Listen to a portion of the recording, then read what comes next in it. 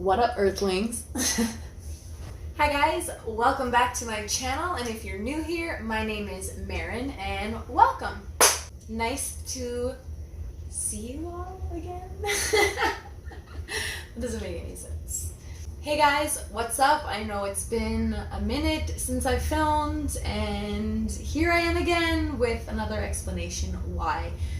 A couple of things have happened over the past few months that kind of set back me making videos. You know what, there's really no excuse. I had a couple setbacks and then things just kind of kept happening, but it's okay. I needed that time. I feel like in these past 5 months where I haven't filmed, I've learned a few things about myself that are gonna help me continue to be motivated to film. There were just a few kinks I needed to work out with myself, and I feel like a lot of them were smoothed out, and as you can see, I'm in a new place. So what happened was, unfortunately, the old apartment I was living in, the bank bought out the whole unit, and all of the tenants had about half a month to move out. We had 15 days to come up with first, last security and find a new place.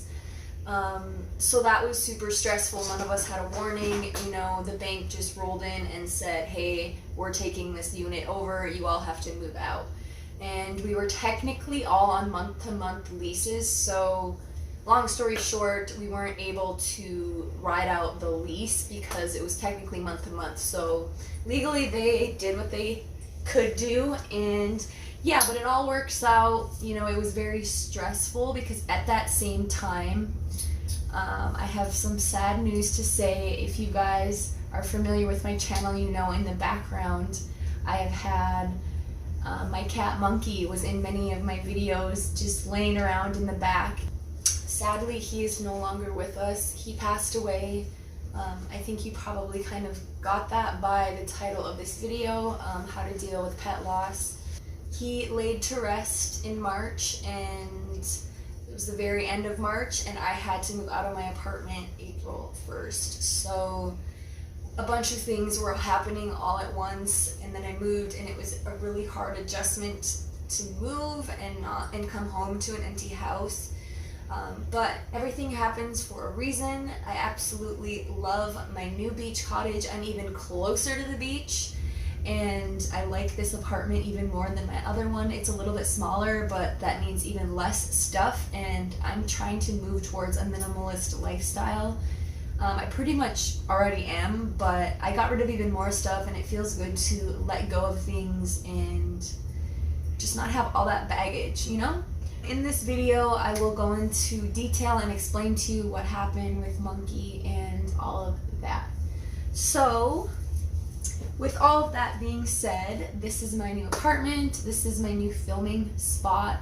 Don't mind, like there's parts of the apartment that still need to be painted and stuff, so don't mind that. It was a furnished apartment, so I still have like the generic hotel looking decor on the walls. I'm gonna take them down eventually and put my own stuff back up, but anyways, I'm settled in, and I have found the motivation again to get back to filming. If you're not aware, there's a huge shift happening right now, like all over the internet. They're talking about the event and all these disclosures and bum rushing Area 51 and all of these things, and I was like, you know what?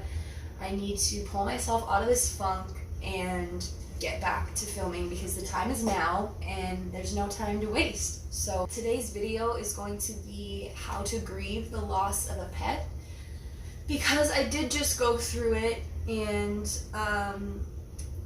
when I was going through it, it felt like my world was ending. I mean, Monkey was my cat for 15 years, and it's like your child. I mean, he traveled with me everywhere I moved. You know, right as soon as I moved out of my hometown after I graduated high school, I got him right away. So he had been with me ever since. So I had him for almost 15 years, and it was really, really, really hard for me. And what really, really helped me was searching videos on YouTube of how to cope with the loss of a pet. And I came across some other really good content that I'm going to share with you.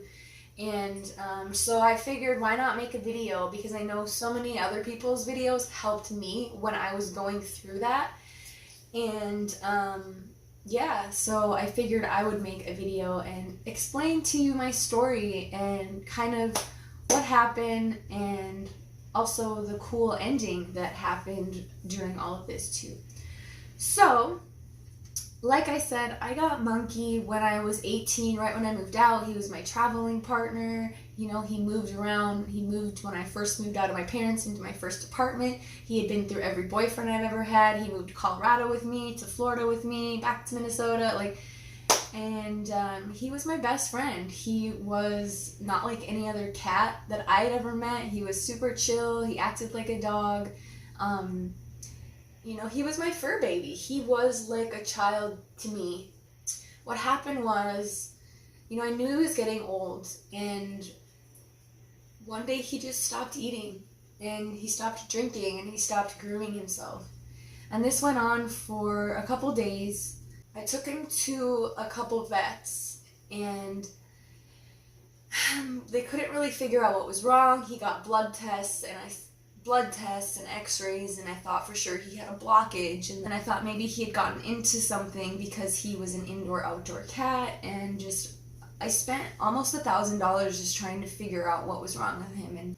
And finally I went to a vet who did some x-rays, and they confirmed that he had some sort of feline leukemia or cancer. They saw masses on his lungs and his spleen. I think animals are very intuitive, and they know when it's their time, so they will stop eating and drinking because they know that once they do that, you know, their body slowly shuts down.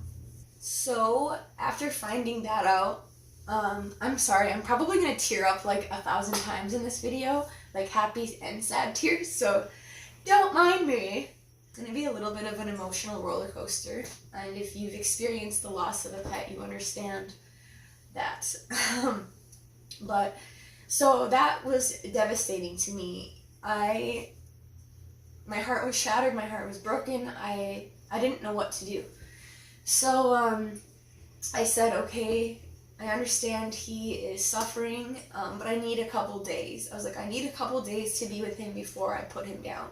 So this was on a this was on a Thursday, and I had scheduled to put him down on a Monday. So I wanted the weekend to say my goodbyes and be with him.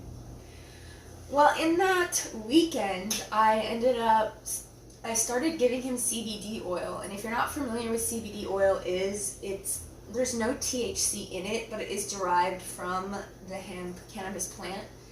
If you don't know what it is, Google it, look it up. It's highly beneficial. It's treating people and animals all over the world for numerous types of ailments, and it's just really beneficial, and I take it. So I thought, what do I have to lose?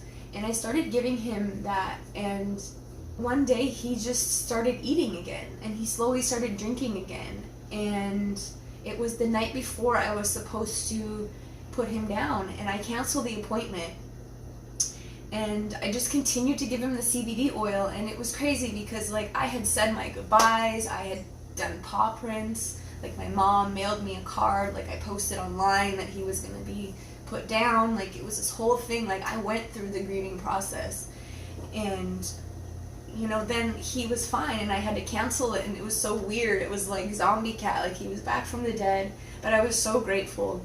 So I started giving him the CBD oil every day, and then eventually he just started acting normal again.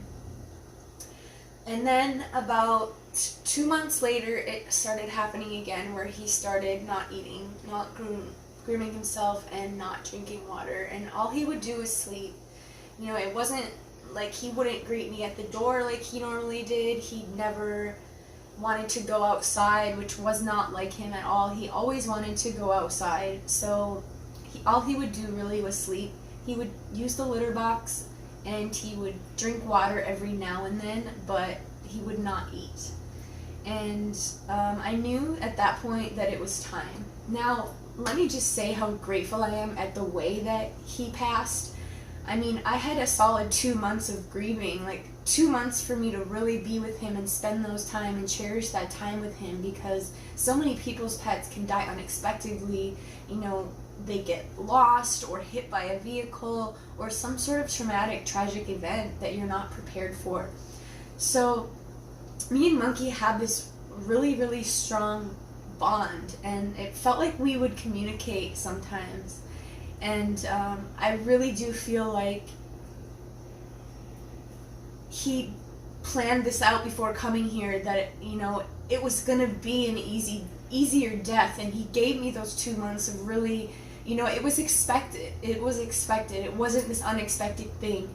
And I think the first time when I thought he was passing and I was grieving, I really kind of went through all those grieving emotions. You know, I felt guilt and shame, and, you know, is it my fault? Did I do something? Like, is it because, you know, I didn't take him to the vet soon enough? You know, you go through those things and you're gonna feel like it was your fault, but it's not your fault. And one of the ladies that I'm gonna talk about later in the video, and I'm gonna link her below, her name is Brent Atwater, and her videos help me out so much.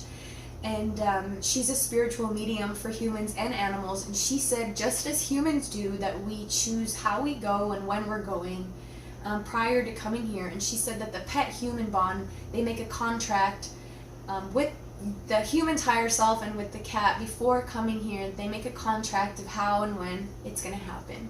So I was so fortunate and blessed that, you know, he lived almost 15 years, and his death wasn't expected. And I went through that grieving process when I thought I had to put him down the first time, because I think it happened that way because when I did actually have to put him down, I was just about to be going on a family vacation, and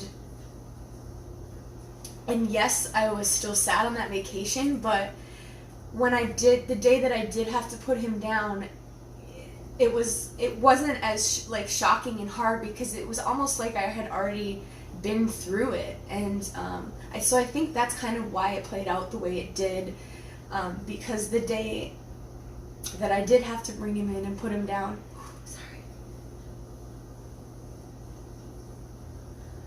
still to this day is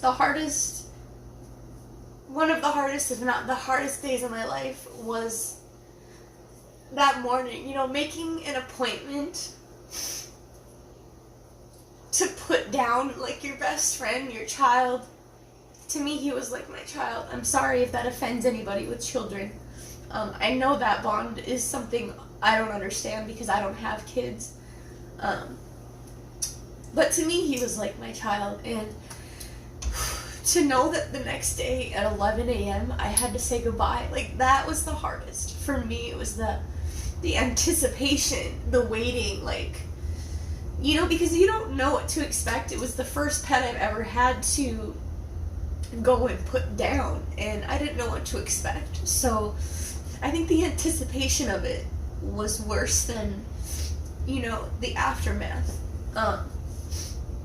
Sorry, but anyways, so that morning came, and I didn't sleep at all the night before, and all that night we just snuggled, and I held him, and he slept in my arms the whole night. And I just kept telling him, you know, and I always said this to him, I said, you know, when it's your time, you better send me a cat just as cool as you.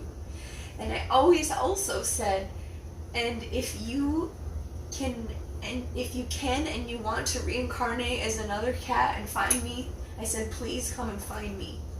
But I always told him, you know, I said, but if you want to reincarnate as a lion or something bigger and more badass, I said, then you go ahead and do that, I'll be okay.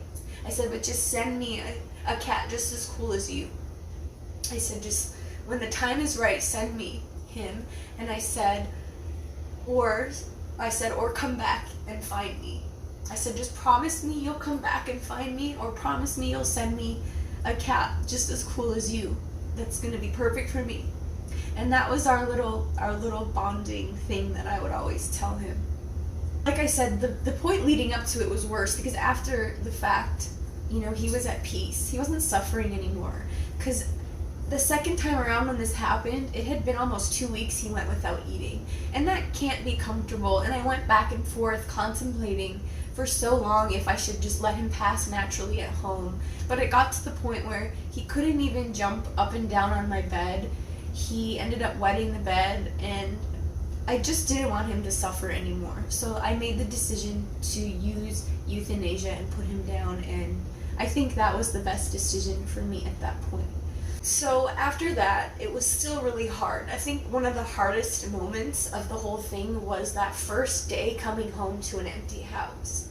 I mean, coming home to him for 15 years and then coming home to him not being there, that to me was like a punch in the stomach. Like, it shattered my heart.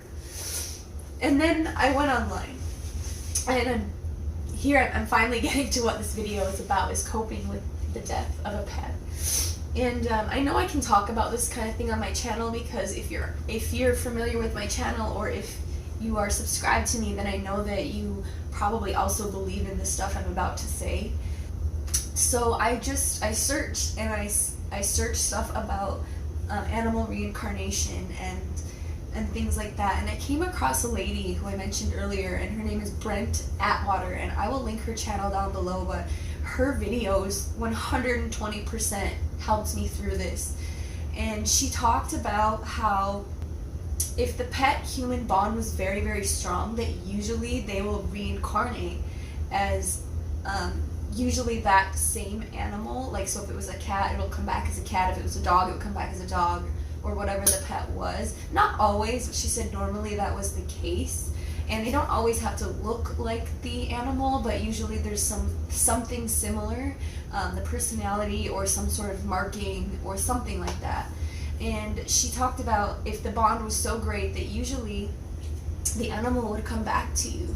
And she also talked about how they're never not with you, and that's what really helped me. Just because you can't see them doesn't mean their spirit energy isn't there. And she talks about connecting with them once they're over the rainbow bridge, and they want us to know that they are still there with us, and their energy is still there, and they're still very much with you until they think that you're ready for them not to be there, and then they will go on. And she says that they do wait for you on the other side, and that you will meet your animals on the other side, and that they don't just go get buried or cremated into the ground and disappear. Like, they have souls just like we do, and they're waiting for us on the other side, and you will reunite with them again.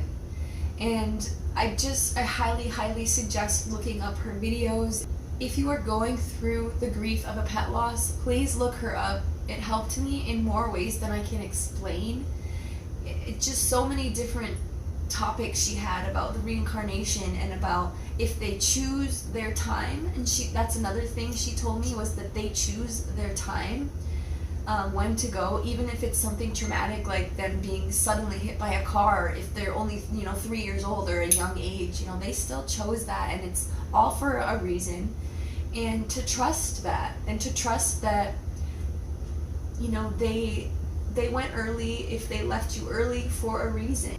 Another thing she talked about was being able to say goodbye or not. There's a lot of people that don't have the experience I had, where I had almost 2 months to say my goodbyes to him. Some animals, she said, choose to die when you're not home, and some choose to do it, with the euthanasia, so their owner is there, and they're there at the very moment to say goodbye. But some animals, if your animal passed away when you weren't home, don't feel guilty. They chose to do that for you for a reason.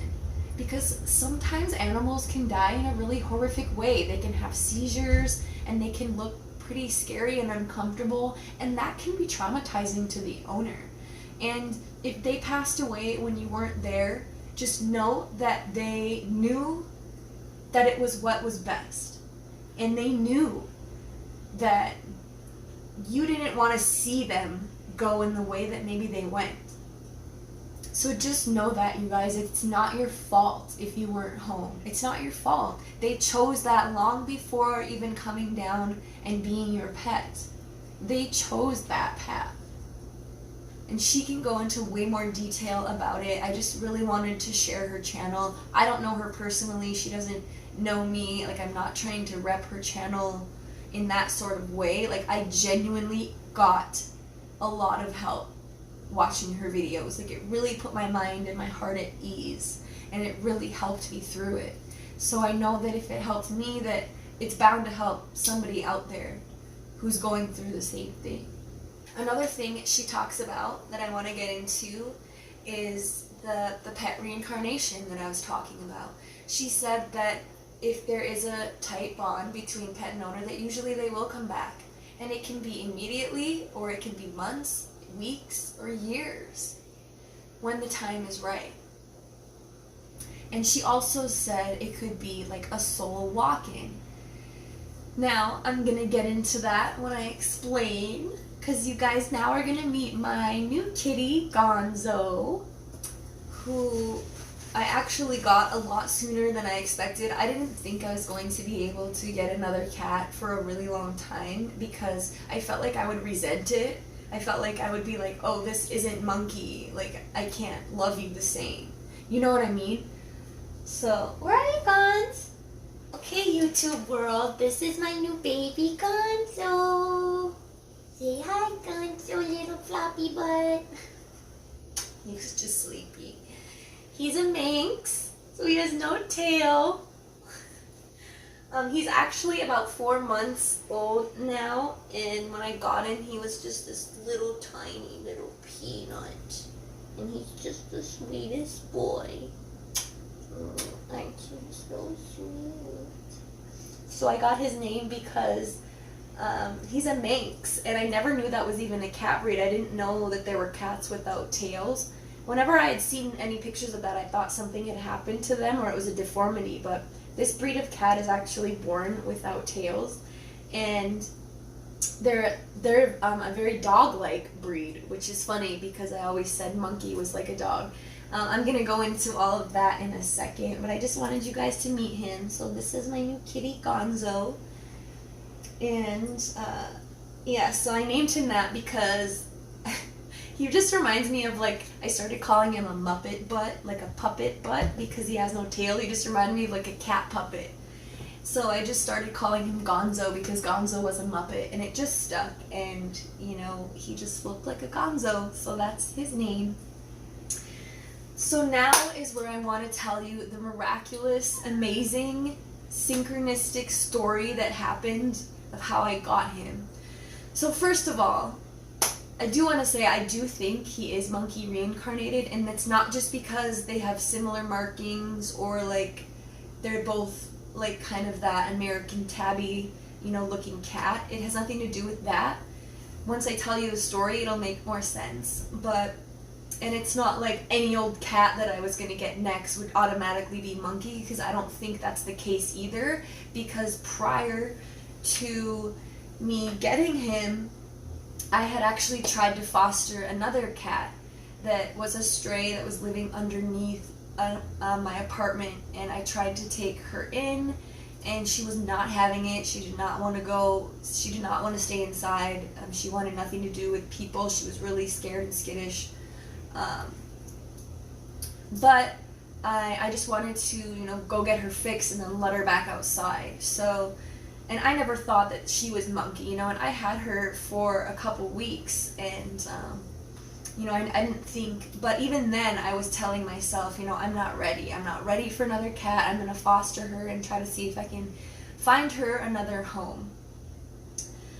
So anyways, then a couple other people had reached out to me and sent me kitten pictures, because everyone knew that I was devastated and that, you know, I'm a cat person and I wanted to eventually get another cat. Having Monkey made me a cat person, and I will forever and always have cats now. And, you know, so people reached out to me, quite a few, like showing me kittens, and I was just like, no, it doesn't feel right. I'm not ready. I'm not ready. Like, I do firmly believe that animals find you. I said, you know, when the time is right, the right cat will come into my life and I'll just know. Well, a couple more weeks went by, and my friend sent me this picture, and she goes, my other friend who had a pit bull rescue took in a feral cat that had befriended her that was pregnant, and she had a litter. And there were 2 Manx in the litter and 2 with tails. And she sent me a couple pictures of all of them, and the one came up of Gonzo. And he was this little thing, and he had this little fuzzy head, and he had this crooked little stance and these bowed out legs. But he had this look in his eye. And it's a look I can't explain, but I saw a soul in his eyes, and it was just this familiar soul. He just looked familiar. And I looked at this picture and I said, "That is my cat. That's my cat." I said, "Yes, I want him. I want him. He's mine." So I got in contact with the owner and we exchanged information, and I told her the story about how I lost my cat, and you know, these were rescues, so she didn't want money or anything. She just wanted to make sure like I was a legit, you know, person and I would take good care of him. So, and it was crazy because Monkey got laid to rest on March 29th and Gonzo was born March 24th. So he was born a couple days before Monkey passed away. But what Brent Atwater talks about is soul walk-ins. So there can already be an animal born. Usually it's within the first few weeks of life. And another animal's soul can reincarnate into that animal. And I really feel like that's what happened. And I'll tell you the story of why. So when I went to go get him, the ride home, I will never forget that ride home. Sorry, I need to pause for a minute and put my hair up. I live in Florida and it is so hot right now. I'm like sweating. So I had to drive about an hour and a half to go get him, but it was totally worth it. You know, I just knew in my heart that he was for me. It was just this, even not even meeting him and just the pictures, I could tell, like, it was just this look in his eyes. And I remember Monkey had those eyes that just, they were almost human-like, and it was like I could see the soul in their eyes. So I go and I pick him up, and you know, we talk, whatever, and then I'm getting in my car and I'm making the hour and a half drive back to where I live.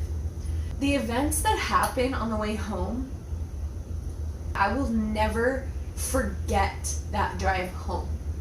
So first of all, we're driving, and you know, I'm talking to Monkey and I'm saying, you know, if this is the cat for me, please give me a sign. And I'm listening to Pandora in my car, and one of my favorite artists comes on. Her name is Janae Aiko, and I've been listening to her for years now, and I thought I had heard every song she's ever had. But all of a sudden, this ethereal, beautiful song comes on, and the lyrics are, "I'm on my way, I'm on my way, I'm on my way to heaven. If I can make it out of this hell, I know I can and I know I will." And all the lyrics in the whole song were just like these beautiful lyrics. And it was right after I was like praying to Monkey, like, give me a sign, like if this is you, because it was this energy that felt so familiar. And it just felt like he was back into my life. So this song comes on, and it's like, oh, and to clarify, I had watched a video the night before of a guy talking about how heaven was on earth. So for that song to be like, I'm on my way to heaven, you know, I'm on my way to heaven, it was like him saying he was on his way back to me on earth.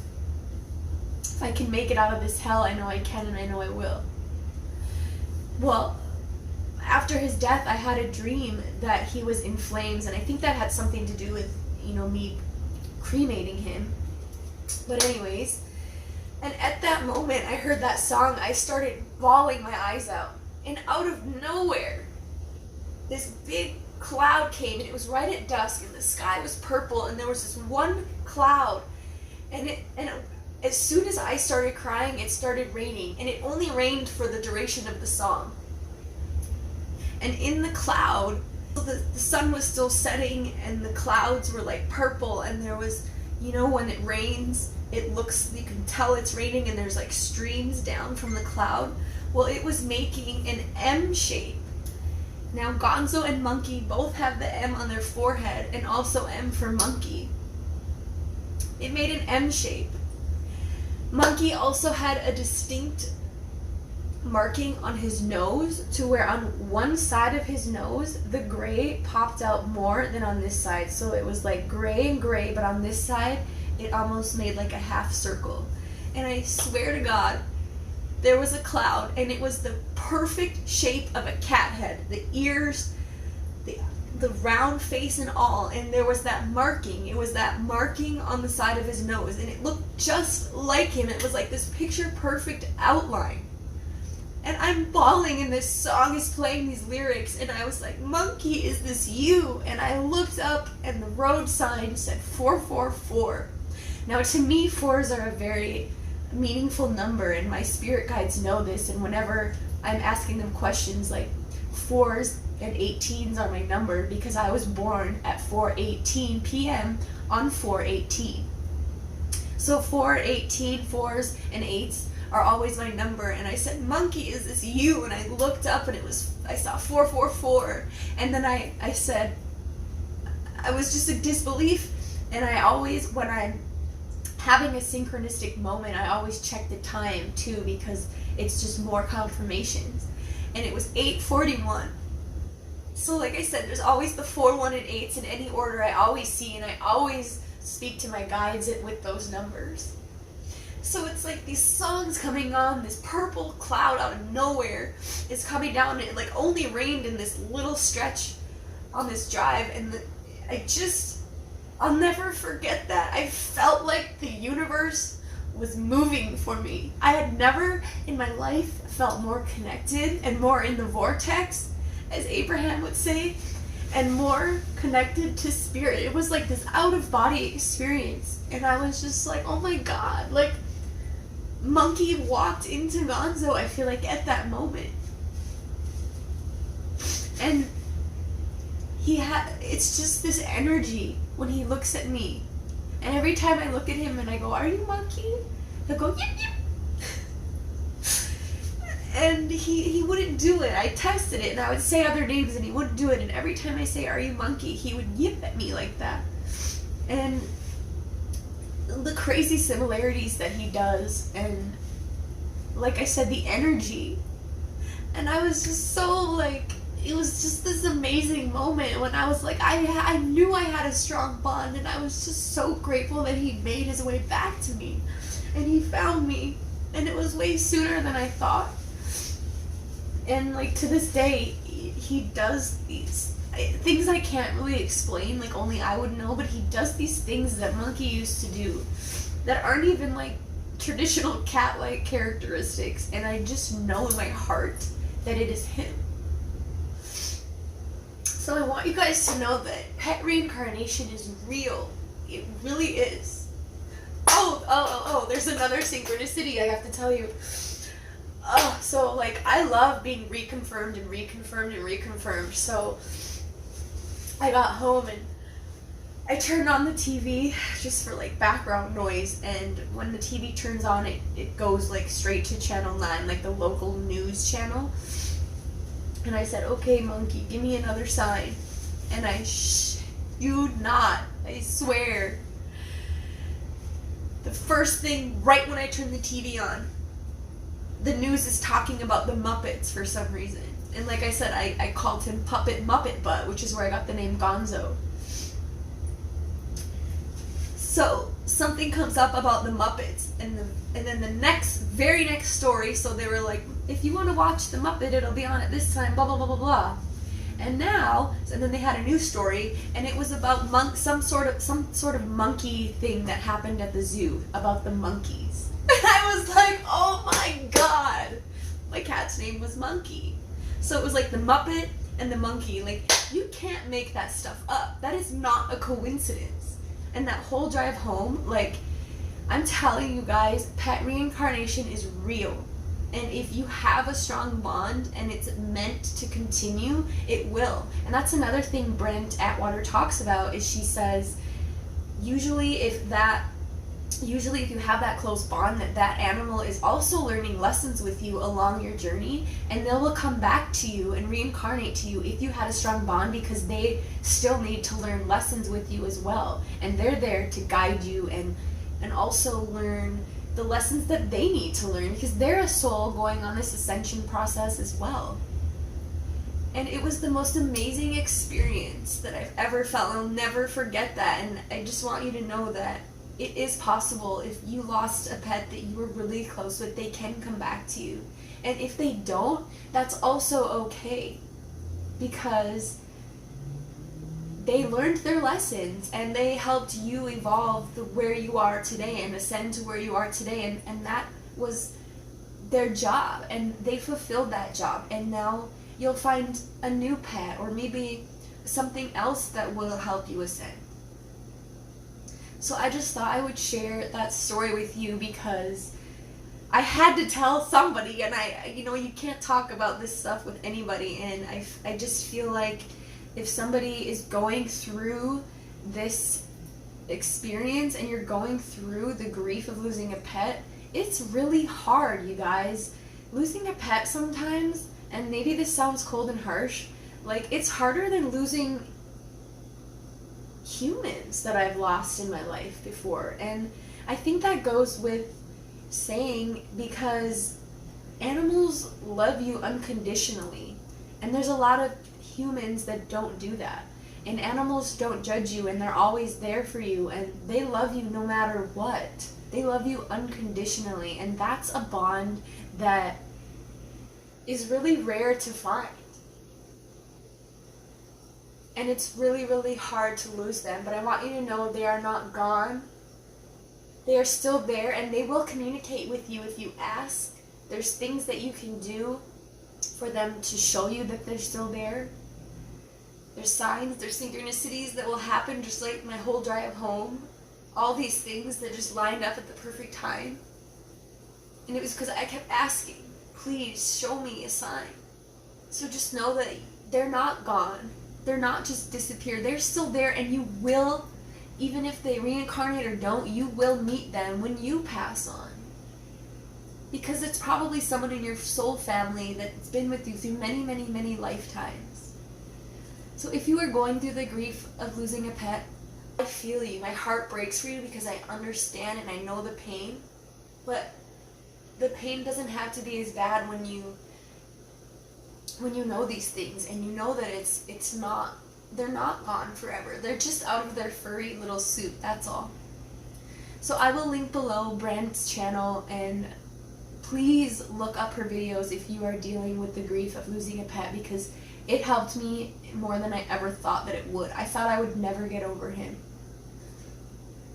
And I really, truly feel like I have him back. It's like he never left. It's the same energy. I can't explain it, but I just thought I would make this video, and hopefully it helps you guys. And stay tuned for more videos. I love all of you so much. Thank you for being so patient with me when I upload and then I disappear for months. I'm sorry, and I'm really trying to be on a path where I'm consistent, because we all get sucked up in the 3D reality, and I always say this, but I'm serious. Like, I'm done putting my passions to the back burner. Like, I need to be here for you. The time is now. The shift is happening now, and there's no time to waste. So I love you guys so much. I know this video is probably going to be long, so if you made it to the end, I love you. Thank you. I appreciate it. And I will see you guys in my next video. Bye.